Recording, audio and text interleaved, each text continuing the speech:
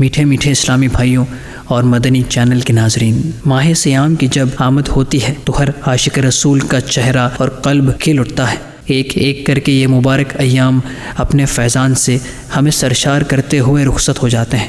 سالوں گزرنے کے باوجود بھی ماہ رمضان کے یہ گزرے ہوئے لمحات جب یاد آتے ہیں تو روح کو ایک نئی تازگی میسر آتی ہے۔ 1431 ہجری کا ماہ رمضان امیر اہل سنت دامت برکاتہم العالیہ کے مدنی مذاکرے، آپ دامت برکاتہم العالیہ کے ہمراہ سحری اور افطاری کے مناظر، قبل از افطار اللہ عز و جل کی بارگاہ میں آنسوؤں اور ہچکیوں کے ساتھ مناجات۔ دیکھیے رمضان کی پرکیف یادیں۔ نیت المؤمن خیر من عملہ، مسلمان کی نیت اس کے عمل سے بہتر ہے۔ نیت بندے کو جنت میں داخل کر دیتی ہے۔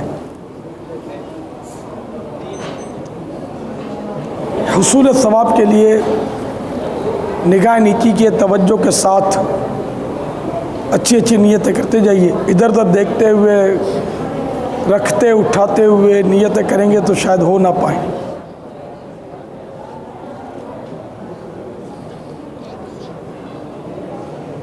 امید ہے کھانے کا وضو آپ نے کر لیا ہوگا۔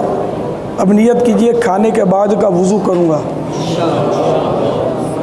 عبادت پر قوت حاصل کرنے کے لیے کھاؤں گا، حصول ثواب کے لیے مٹی کے برتن میں کھاؤں گا پیوں گا، خواہش سے کم کھاؤں گا، اول آخر درود و سلام کے ساتھ مسنون دعائیں پڑھوں گا پڑھاؤں گا، آخر میں سورۃ الاخلاص و قریش و درود و استغفار کی ترکیب کروں گا۔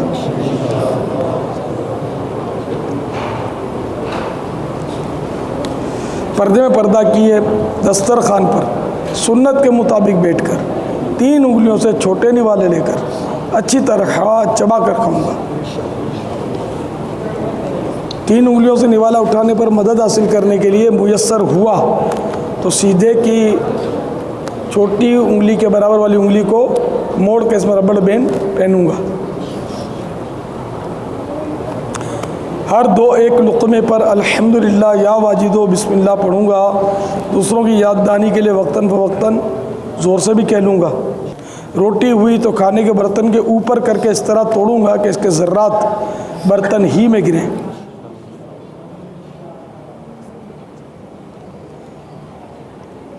آخر میں 3 بار انگلیاں چٹوں گا، برتن چاٹ کر دھو کر پی لوں گا، خلال بھی کروں گا۔ جب تک دسترخوان نہ اٹھ جائے بلا ضرورت نہیں اٹھوں گا۔ اٹھنا ہوا تو جو کھا رہے ہوں گے ان سے اجازت لے لوں گا۔ صلاۃ والسلام علیک یا رسول اللہ وعلی آلک واصحابک یا حبیب اللہ۔ بسم اللہ وعلی برکت اللہ، صلاۃ والسلام علیک یا نبی اللہ وعلی آلک واصحابک یا نور اللہ۔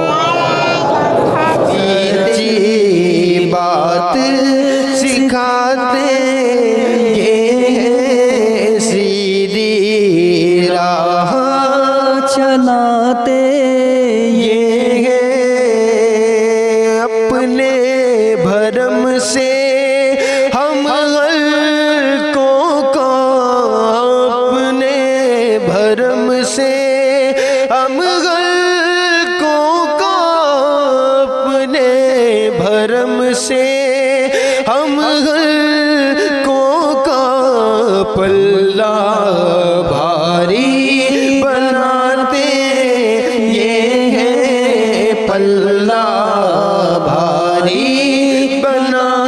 صلاۃ والسلام علیک یا رسول اللہ وعلی آلک واصحابک یا حبیب اللہ۔ اللہم اطعم من اطعمنی واسق من سقانی، اللہم بارک لنا فیہ واطعمنا خیرا منہ۔ صلاۃ والسلام علیک یا نبی اللہ وعلی آلک واصحابک یا نور اللہ۔ قل هو اللہ احد اللہ الصمد لم یلد ولم یولد ولم یکن له کفوا احد۔ سے الفت جہاں کی نکالو، دل سے الفت جہاں کی نکالو، اس تباہی سے مولا بچا لو، دل سے الفت جہاں کی نکالو، اس تباہی سے مولا بچا لو، مجھ کو دیوانہ اپنا بنا لو،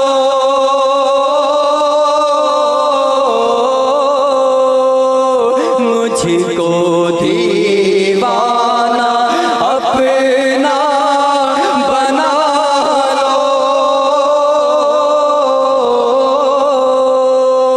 میرا سینہ بنا دو مدینہ، مجھ کو دیوانہ اپنا بنا لو، پیارے آقا مجھ کو دیوانہ اپنا بنا لو، میرے آقا مجھ کو دیوانہ اپنا بنا لو، پیارے آقا ہم کو دیوانہ اپنا بنا لو۔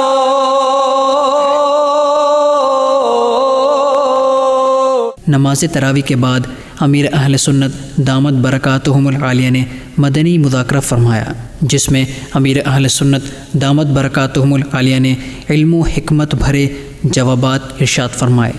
آئیے اس کے مناظر دیکھتے ہیں۔ فرمان مصطفیٰ صلی اللہ تعالی علیہ وآلہ وسلم، نیت المؤمن خیر من عملی، یعنی مومن کی نیت اس کے عمل سے بہتر ہے۔ نیت بندے کو جنت میں داخل کر دیتی ہے، لہذا حصول ثواب کے لیے حسب حال اچھی اچھی نیتیں کرتے جائیے، اور نیتیں بھی اللہ کی رضا کے لیے ہوں۔ نیت کیجیے اللہ کی رضا پانے اور ثواب کمانے کے لیے اچھی اچھی نیتیں کرتا ہوں۔ بلا وجہ کپڑے،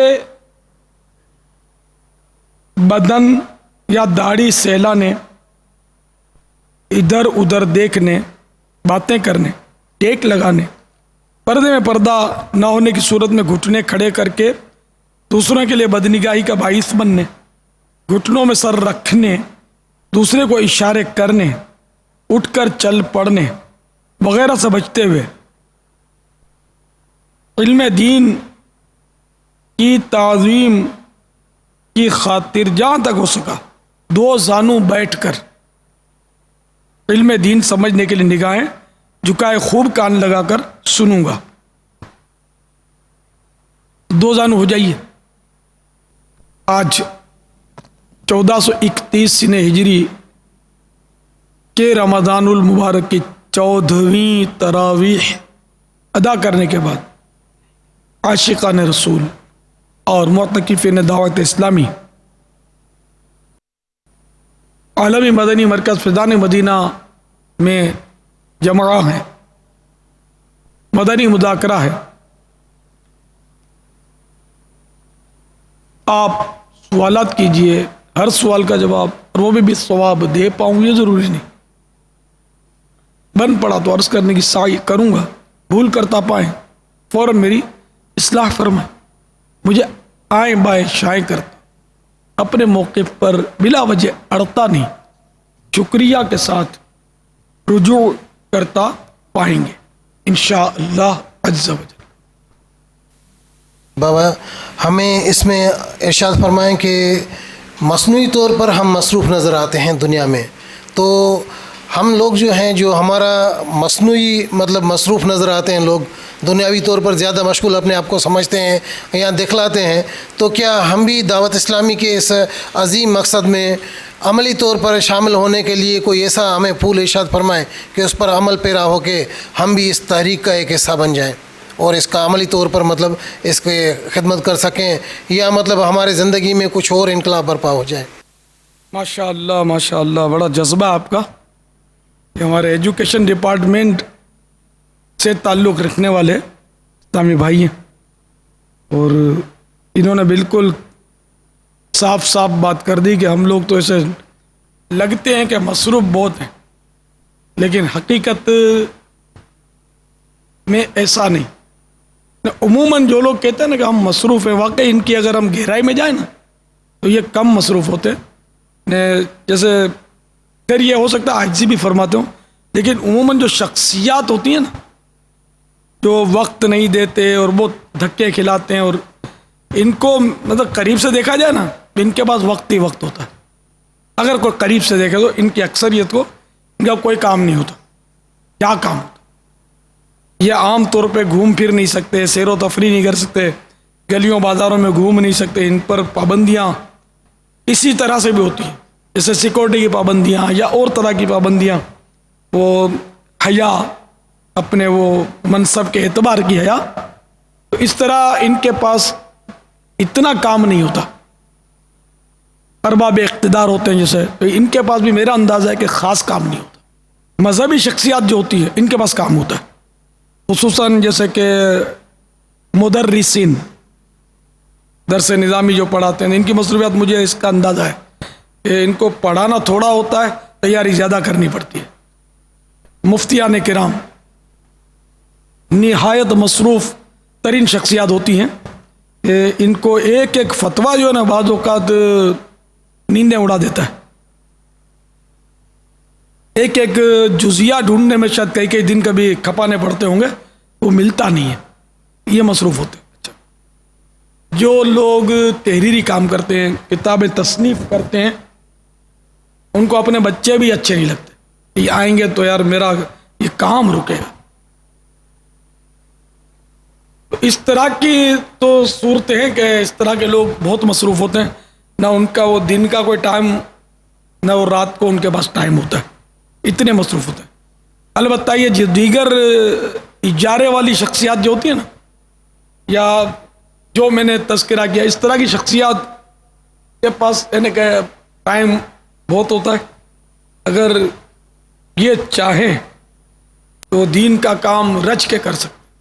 اب جیسے کہ کوئی آفس ورک افسر ہے، بڑا افسر ہے، پہاڑ جتنا افسر ہے، آفس کے ورک کا اس کا ٹائم کیا، بندہ 6 گھنٹے 4 گھنٹے 7 گھنٹے 8 گھنٹے، اور کیا، اس کے بعد اس کا کیا کام ہوتا؟ گھر میں کوئی کام نہیں ہوتا۔ ہم جیسے جو فیلڈ کے لوگ ہیں نا، ان کے پاس کام بہت ہوتا ہے، ان کو عاشورے کی بھی چھٹی نہیں ہوتی، بقرعید کی بھی چھٹی نہیں ہوتی، میٹھی عید کی بھی چھٹی نہیں ہوتی، بڑی رات بھی چھٹی نہیں ہوتی، یعنی کہ جو اس طرح کی وہ ترکیب کے ہوتے ہیں نا میرے جیسے، ان کے پاس ٹائم نہیں ہوتا، یہ حقیقت ہے۔ اگر کوئی آ کر دیکھے تو کام اتنا ڈھیر لگا ہوتا ہے، اگرچہ وہ کام کریں نہ کریں، سستی کریں، وہ اپنی جگہ پر ہے، کام بہت ہوتا ہے۔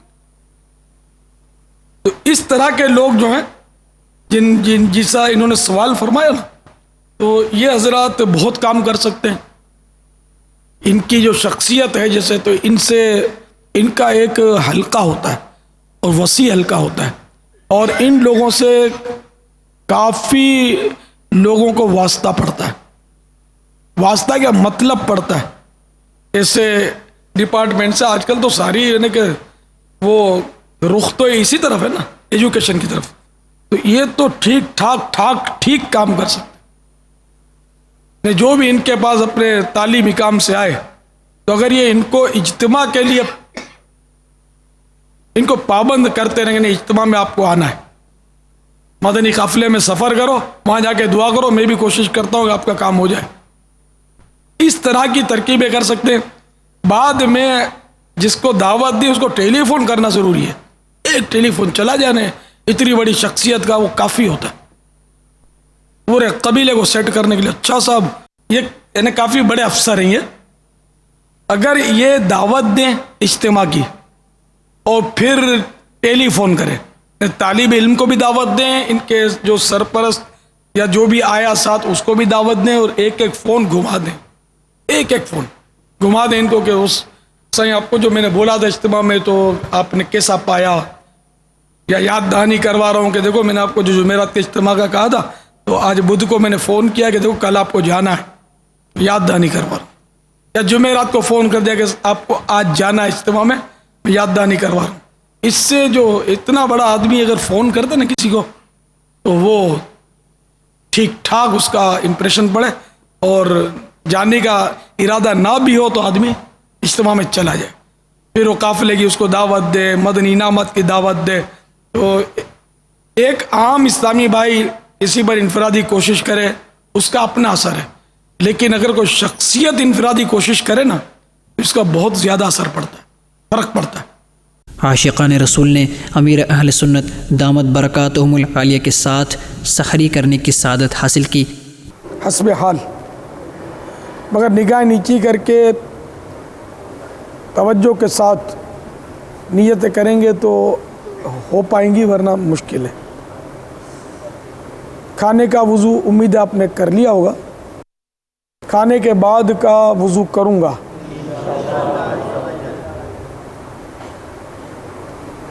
یعنی ہاتھ دھوؤں گا، منہ کا اگلا حصہ دھوؤں گا اور کلیاں کروں گا. عبادت پر قوت حاصل کرنے کے لیے کھاؤں گا، پیوں گا. خواہش سے کم کھاؤں گا. حصول ثواب کے لیے مٹی کے برتنوں میں کھاؤں گا، پیوں گا. اول آخر درود و سلام کے ساتھ مسنون دعائیں پڑھوں گا، پڑھاؤں گا. سورۃ الاخلاص، قریش و درود استغفار کی آخر میں ترکیب کروں گا. پردے میں پردہ کیے دسترخوان پر سنت کے مطابق بیٹھ کر 3 انگلیوں سے چھوٹے نوالے لے کر اچھی طرح چبا کر کھاؤں. دانہ وغیرہ گر گیا اٹھا کر کھا لوں گا. ہر 2-1 لقمے پر الحمدللہ یا واجد بسم اللہ کہوں گا. وقتاً فوقتاً دوسروں کی یاد دہانی کے لیے زور سے بھی کہہ لوں گا. 3 انگلیوں سے نوالا اٹھانے پر مدد حاصل کرنے کے لیے سیدھے ہاتھ کی چھوٹی انگلی کے برابر والی انگلی کو موڑ کے اس میں ربڑ بینڈ پہنوں گا. حرص سے بچوں گا، کسی کے نوالے نہیں تاڑوں گا.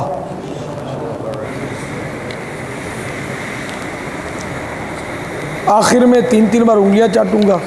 برتن چاٹ کر دھو کر پی لوں گا. حتی الامکان سنت کے مطابق کھاؤں گا، پیوں گا.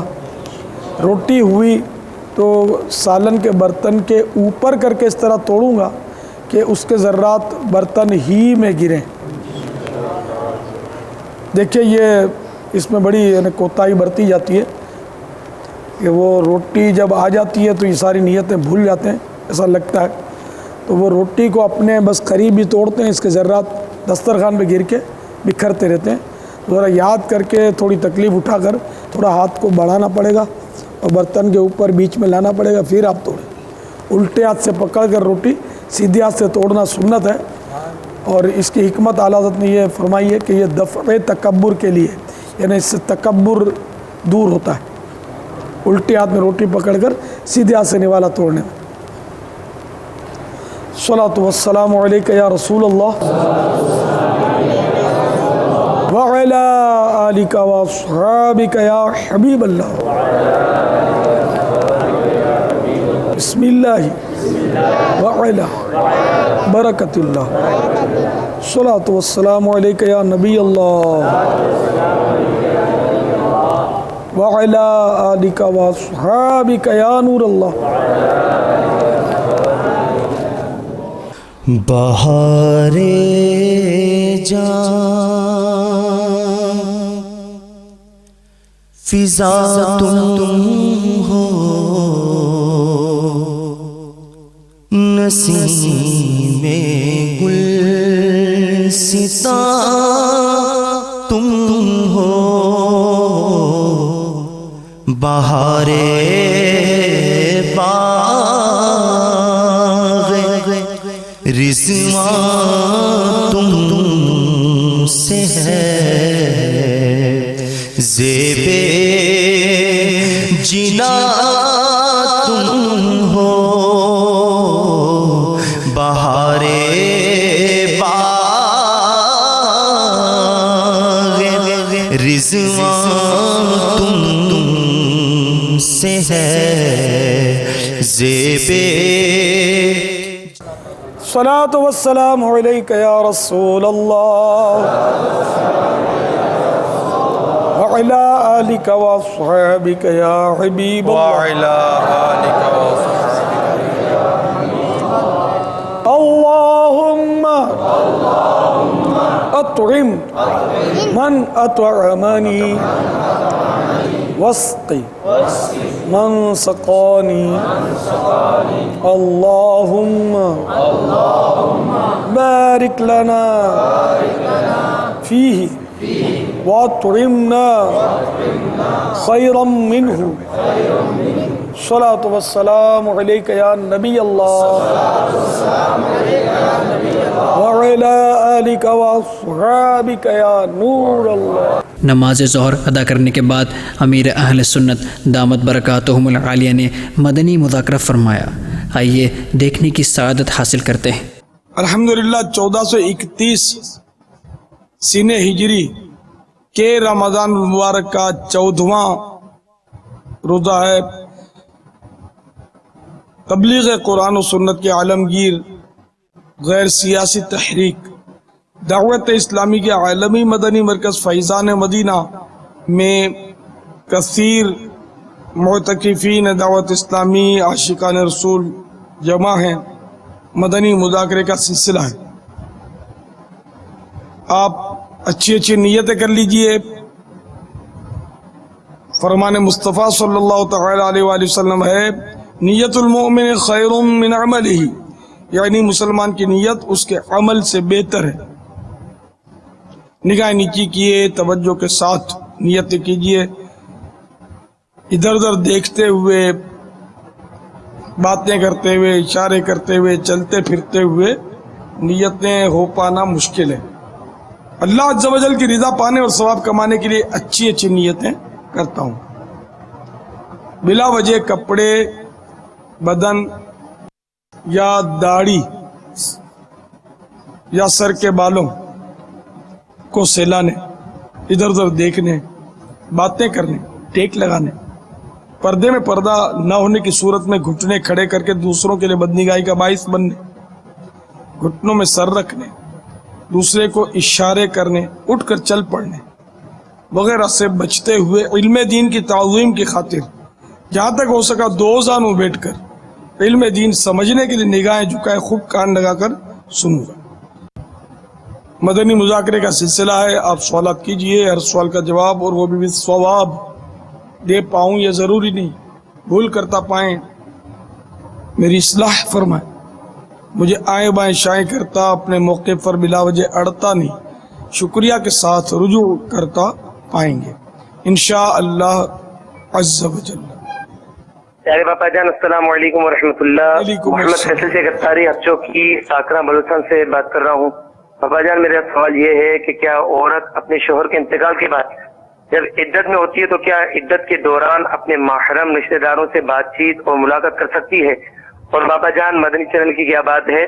باپا جان مدنی چینل کی وجہ سے میرے مدنی ملے نے جب سے بولنا شروع کیا ہے صلو علی الحبیب صلی اللہ علیہ وسلم پر انگوٹھے چومتا ہے. صلو علی الحبیب صلی اللہ تعالی علیہ وسلم. صلی اللہ تعالی علی محمد.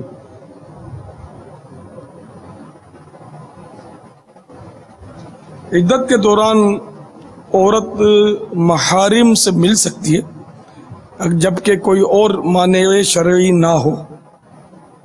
ہاں ان کے گھروں پر نہیں جا سکتی ملنے کے لیے. وہ اگر آتے ہیں جیسے کہ والد صاحب ملتے ہیں, بھائی ملتے ہیں, بیٹا ملتا ہے تو کیا حرج ہے. آپ کا بچہ ماشاءاللہ صلو علی الحبیب کہنا سیکھ گیا مدنی چینل کی برکت سے, مبارک ہو آپ کو, انشاءاللہ بہت کچھ سیکھے گا.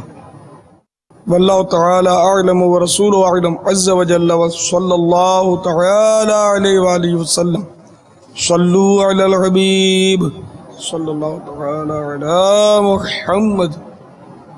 السلام علیکم ورحمۃ اللہ وبرکاتہ. منظور احمد طاری گجرات شہر سے عرض کر رہا ہوں. پیارے بابا جان, میرا سوال یہ ہے, اگر کوئی شخص کفریہ کلمات بولتا ہے اور اس کو علم نہیں کہ میں نے یہ کفریہ جملہ بول دیا ہے, اب اس پر کیا حکم لگے گا اور کیا اس کا نکاح باقی رہے گا؟ السلام علیکم ورحمۃ اللہ وبرکاتہ. جزاکم اللہ. کفریہ کلمات کے بارے میں انہوں نے کفریہ بہت پوچھا. کلمات کی دراصل دو قسمیں ہیں اور یہ بہت تفصیلی سوال ہے اور بہت یعنی ٹف سوال ہے. اب اس میں ایک ہوتا ہے لزوم کفر, دوسرا ہوتا ہے التزام کفر. فقہاء کرام رحمہم اللہ السلام کے بھی کلمات کفر میں بڑے اختلافات پائے جاتے ہیں. کوئی کفر بولتا ہے, کوئی نہیں ہے. تو اس لیے وہ کیا بولا اس نے, وہ جب تک سامنے نہ آئے تو اس وقت تک کوئی صورت نہیں بن سکتی. اب اتنا میں کہوں گا کہ اگر کسی نے کفر التزامی کیا, کہ بعض اوقات تو کفر کلمہ نکلنے کے باوجود حکم نہیں لگایا جاتا کہ سبقت لسانی سے نکل جاتا ہے, بولنا کچھ چاہتا ہے نکل کچھ جاتا ہے. تو شخص معین کو مرتد کہنے, اس کے نکاح ٹوٹنے کا حکم لگانے کے لیے تو بڑے مطلب ہے کہ وہ واضح وہ دلائل چاہیے. تو اتنا ذہن میں رکھ لیں کہ کفر التزامی اگر کسی سے صادر ہوا, چاہے وہ قول کی صورت میں ہو چاہے فعل کی صورت میں ہو, تو وہ اسلام سے خارج ہوتا ہے. اور کفر التزامی وہ ہوتا ہے کہ جو جس سے کسی نہ کسی ضرورت دینی کا انکار لازم آئے, تو ایسی صورت میں وہ اسلام سے خارج ہوگا, اس کا نکاح بھی ٹوٹے گا, سارے اعمال اس کے اکارت ہوں گے, ضائع ہو جائیں گے. البتہ گناہ باقی رہیں گے, نیکیاں ختم ہو جائیں گی. اور لزوم کفر جو ہے تو اس سے یہ صورتیں نہیں ہوتی کہ وہ اسلام سے خارج ہو جائے, البتہ اس کو تجدید ایمان, تجدید نکاح کا حکم دیا جاتا ہے کہ وہ نئے سرے سے کلمہ پڑھ کے مسلمان ہو, البتہ وہ اسلام سے خارج نہیں ہوتا. لزوم کفر, اب یہ طے کرنا کہ لزوم کفر ہے اور یہ التزام کفر ہے, یہ نہ عوام کا کام ہے نہ ہر عالم کا کام ہے. یہ اچھا سلجھا ہوا سنجیدہ مفتی ہو تو وہ فیصلہ کرتا ہے. بعض اوقات وہ بھی کنفیوز ہو جاتا ہے کہ اس کو کیا حکم لگایا جائے, آیا اس سے اسلام سے خارج ہوگا یا نہیں. تو یہ بہت ٹف ٹاپک ہے, اس میں عوام الناس کو تو بالکل بھی کلام نہیں کرنا چاہیے. جیسے بعض لوگ بات بات پہ کہہ دیتے ہیں کہ مرتد ہو گیا, اس نے کفر بک دیا, تو اس نے گستاخی کر دی. تو علماء کرام سے رجوع کرنا چاہیے, مگر ہر عالم یا اسٹیج کا مقرر ان سوالات کے جوابات کا کو دے نہیں سکتا. دے دیتے ہیں لیکن وہ کس طرح کا دیتے ہیں اس کا بھی مجھے بہرحال معلومات ہے تھوڑی بہت, اس لیے عرض کر رہا ہوں کہ اچھے سلجھے ہوئے مفتی سے رجوع کیا جائے یا دارالافتاء اہل سنت کو لکھ کر بھیج دیا جائے, تو وہ سوچ کر سمجھ کر مشورہ کر کے ضرورتاً اس کا جواب لکھتے ہیں. اس معلومات کے لیے دعوت اسلامی کے اشاعتی ادارے مکتبۃ المدینہ کی مطبوعہ کفریہ کلمات کے بارے میں سوال جواب کا مطالعہ نہایت ہی مفید ہے. نماز عصر ادا کرنے کے بعد مناجات افطار کا سلسلہ ہوا, جس میں عاشقان رسول نے اللہ رب العزت کی بارگاہ میں رو رو کر اپنے گناہوں سے توبہ کی. آئیے اس کے رقت انگیز مناظر دیکھتے ہیں. قبر میں گرنا محمد کے نظارے ہوں گے, قبر میں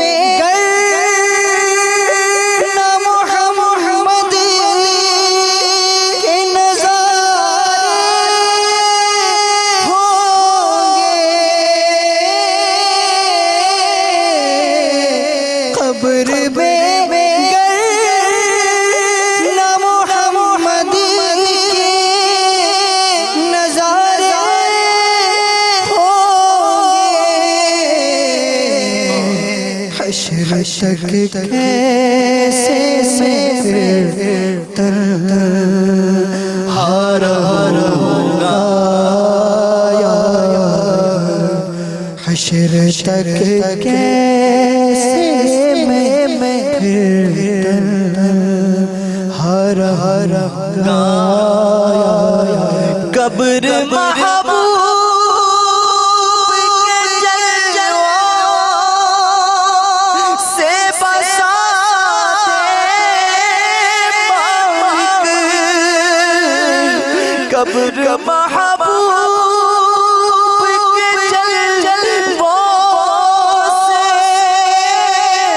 بساتے مالک،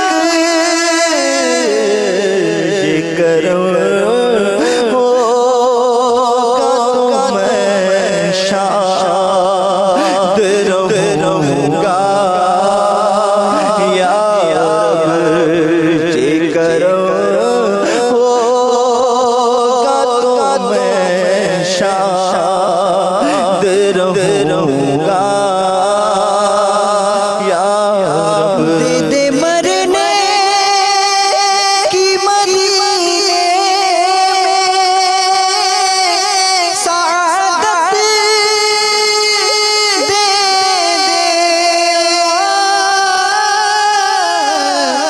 دے دے مرنے کی مدینے میں سعادت، دے دے کس طرح سے کے جنگل میں مروں گا، یا رب کس طرح سندھ کے جنگل میں مروں گا،